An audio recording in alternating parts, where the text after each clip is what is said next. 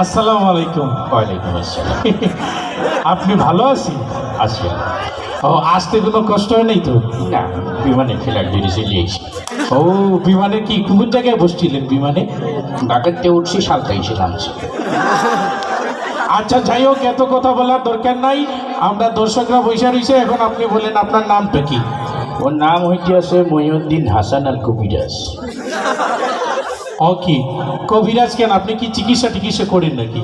এত বেশি বোঝা ভালো না, এত ঘন কথা বলো কেন তুমি? চিকিৎসা করলেই তাহাকে কবিরাজ বলা হয়, এটা তোমাকে কি বলেছে? তাইলে তোমরা ঋতুর রাজাকে কি বলো? ঋতুরাজ? বসন্তের রাজাকে বসন্তরাজ? আমি হইতে আছি কবিদের রাজা, তাই কবিরাজ। হাই হাই হাই হাই রে, কি একটা সমস্যার মধ্যে বললাম। আচ্ছা কবি সাহেব, আপনি তো বিভিন্ন দেশে বিদেশে সফর করেন, তাই না? তো এই পর্যন্ত কয়টা দেশ সফর করছেন? বহু দূরের দেশ সফর করছি, চেন বানা তোমরা সব মিডিল ইস্টের ওই পাশে। আচ্ছা, একটু কোন না, আমাদের দর্শকরা তো শুনতে চাই কোন কোন দেশ সফর করছেন। কত দেশের নাম বলবো, এই মনে করো ওই নোয়াখালী, চাঁদপুর, কুমিল্লা, বরিশাল, বহু দেশের বানা। ও মায়া মায়া গো, আপনারা চিনই নিয়ে দেশ। আচ্ছা কবি সাহেব, তাহলে আপনি সর্বশেষ কোন দেশটা সফর করছেন? ওই যে এই সিঁড়ি দিয়ে ও, শ্রীলঙ্কা। শ্রীমঙ্গল। পাইন মারছে রে। আচ্ছা কবি সাহেব, যাই হোক, আমরা আপনার এইগুলো শুনলাম যে আপনি কোন কোন দেশ সফর করছেন। আচ্ছা, আপনি কখন থেকে কবিতা লেখা শুরু করছেন?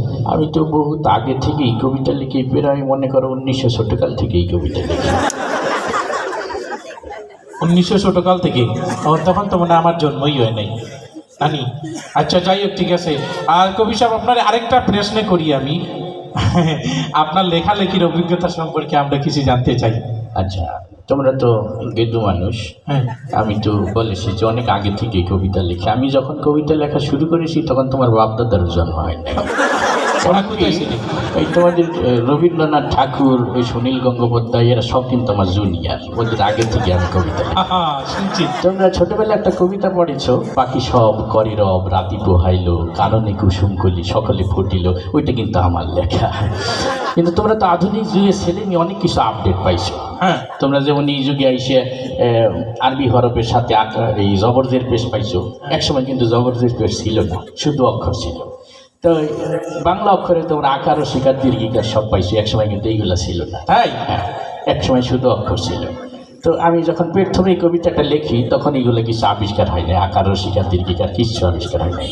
তখন এই কবিতাটা আমি লিখেছিলাম আকার ও শিকার ছাড়া এইভাবে: পকসব কররব রতপহল, কনন কসম ফল সকল ফটল।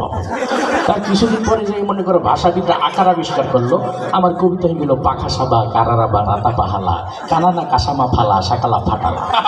তার কিছুদিন পরে যে মনে করো রস্যিকার আবিষ্কার হইল, আমার কবিতা হয়ে গেল বিকিসিবি কিরিরিবি রীতিপিহিতি কিনিনি কিসিনি ফিলি শিখিলে ফিটিলি।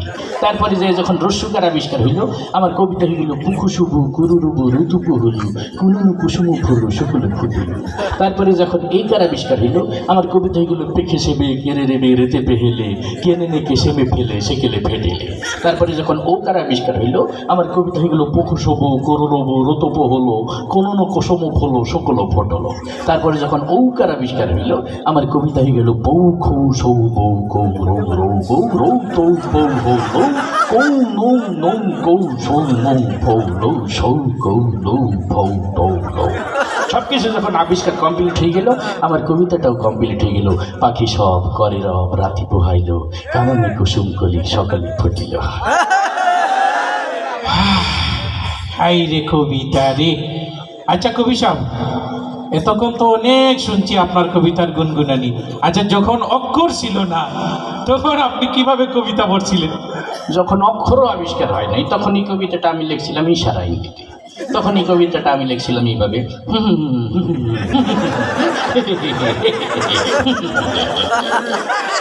কবি সাহেব, এখন আর আপনার সম্পর্কে কিছু আমার জানতে ইচ্ছা করতেছে না। এখন কথা হইলো শোনেন, এই যে আপনি কবিতাটা বললেন, হ্যাঁ, এখন এই কবিতাটা যদি আধুনিক যুগের কোনো মিডিয়া তোমার অ্যাক্টর ম্যাক্টর যারা আছে এরা যদি আপনার কবিতাটা আবৃত্তি করে, তাহলে কেমনে আবৃত্তি করে? তোমরা তো সুস্থ সংস্কৃতি চর্চা করো, আমি ভাবলাম যে আমার কবিতা তো সবাই আবৃত্তি করে, দেখি ওই অপসংস্কৃতির ওরা কিভাবে আবৃত্তি করে। তো একদিন আমি এফডিসির গেট দিয়ে ভিতরে হান দিলাম, জাননি দেখি যে পেট তোমার ডিপ জল খারাই গেছে। তো ওকে যাই বললাম যে তুমি একটু আমার কবিতাটা আবৃত্তি করো। তো সে আবৃত্তি করলে এইভাবে, ও পাখি সব কর্তা ছিল, বোঝো নাই ব্যাপারটা, কারণে কুসুম করি সব ঠান্ডে মান্ডে কলো হয়ে গেছে গা। আমি বললাম যে সব না, সেই আবৃত্তিটা তো ভয়ঙ্কর সুন্দর হয়ে গেছে, এত ভয়ঙ্কর হবে না, আমার তো ফুল ফোটার কবিতা একটু নর্মাল হবে। তাই আরেক সামনে যাই দেখি মিশা সদাগর খারাপ গেছে। তো ওকে যাই বললাম কিন্তু তুমি একটু আবৃত্তি করো। সে আবৃত্তি করলে, পাখি সব করে রব, রাতি পোহালো, এই ড্যাড রাতি পোহালো, কাননে কুসুম কলে সকলে ফুটিল।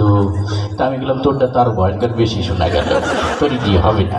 তা আমি আর একটু সামনে গেলাম, দেখলাম আমাকে দেশি এক বরিশালে খারাই দিয়েছে, কাবিলের নাম। তো ওকে যাই বললাম যে কিন্তু তুমি একটু আবৃত্তি করো। সে আবার আবৃত্তি করলে এইভাবে, পাখি সব ভর্তি আছে রব, রায় পোহাই গেছে স্যাট করিয়ে, আর কামড়ে কুসুম করি সব ফুটে গেছে ফ্যাট করিয়ে। তা আমি বললাম যে তোর আবৃত্তি মোটামুটি হয়েছিল, কিন্তু মাঝখানে আবার স্যাট করি আর ফ্যাট করি করলে আমি তো লিখিনি, এটা কোথেকে আসলো। তা আমি চলে গেলাম যে না, এদিক দিয়ে হবে না, আমি আর এক নরম মানুষের কাছে যাই। এই যে ইমোশনাল একটা ছেলে আসে না, কথায় কথায় কান্দি দিয়ে, ওমর স্যার, ওর কাছে গেলাম। ও তো কান্দতে কান্দতে কয়, পাখি সব করে রব, রাতি পোহালো, কাননে কুসুম কলি সকলে ফুটিল। আমি বললাম তুই আর কান্দিস না, ফুল ফুটার কবিতা আবার মানুষে কান্দি থাকে, এটা তো আনন্দের কবিতা।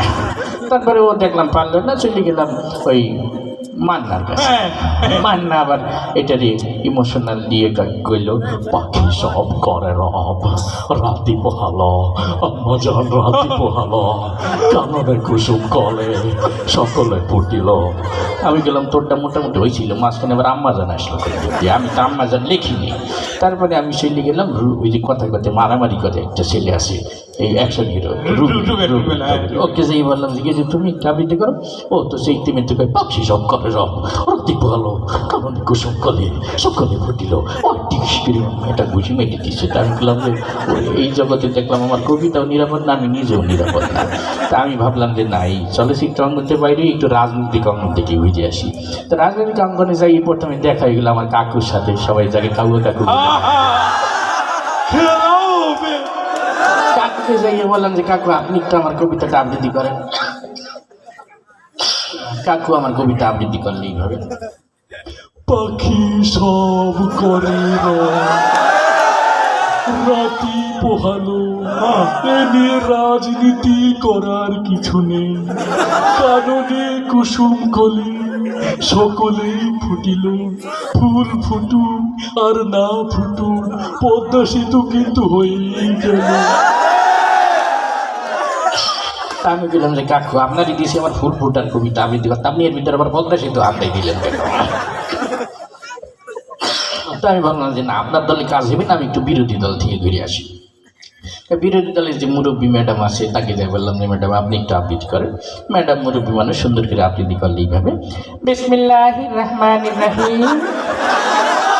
প্রিয় ফরিদপুরবাসী, আপনারা জানেন পাখি সব করে রব, রাতি পোহালো, ইনশাল্লাহ কাননে কুসুম কলি সকলেই ফুটিবে, না ফুটিলে ঈদের পরে তীব্র আন্দোলন হবে ইনশাল্লাহ। আমি বললাম ম্যাডাম আপনি আমার ফুল ফুটার ভিতরে আবার আন্দোলন শুরু করে দিলেন, এটা তো একটা খুশির খবর, ফুল ফুটতে আসে, আন্দোলনের কবিতা না। তা আমি ভাবলাম যে নাই, কোনো জায়গাতে কাজ এই আপনার কবিতা। আচ্ছা যাই হোক, তিলার এখন একটু পানি খেয়ে আসি, আর একটা গানের পরে আবার আসতেছি আমরা। আপনাদের অনুষ্ঠানে আসতে পেরে অনেক আনন্দিত লাগতে আছে, চমৎকার লাগতে আছে, আমি নিজেকে অনেক গর্বিত মনে করতে আসি। আচ্ছা।